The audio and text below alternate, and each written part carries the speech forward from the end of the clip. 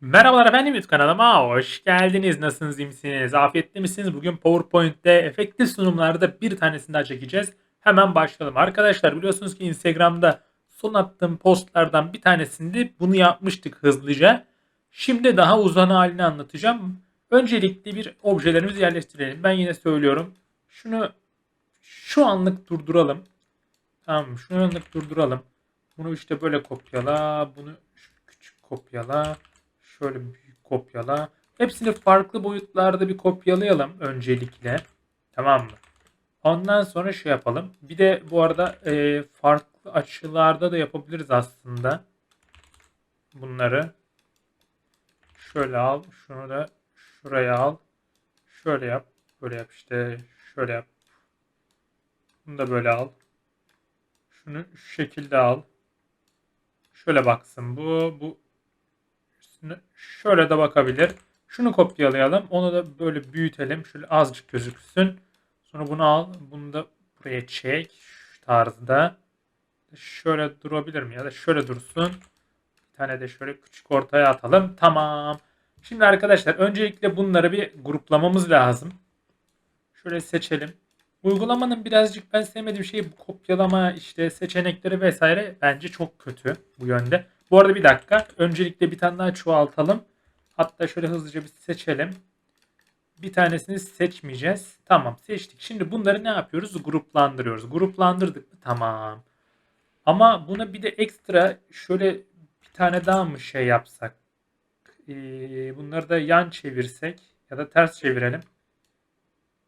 Tam otursun.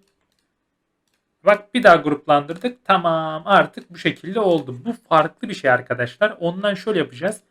Buna şimdi sağ tıkladık resim biçimlendirme.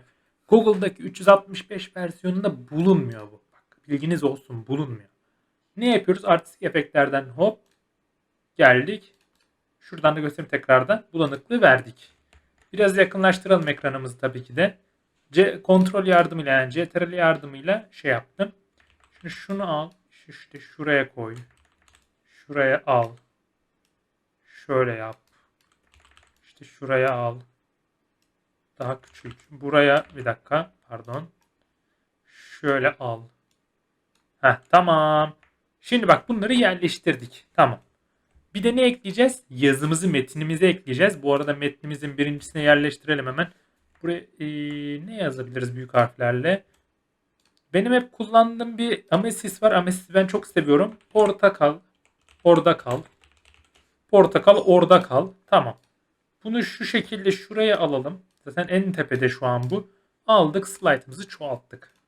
Bunu bu sefer böyle alıyoruz. Tamam mı? Aldıktan sonra aslında bunları da joinleyebiliriz aslında da. Şu an önemi var mı pek fazla? Daha yok galiba arada. Şunu seç. Abicim bak delileniyorum ben. Delileniyorum program. Delileniyorum. Sakin. Aldık bunu böyle kaydırdık.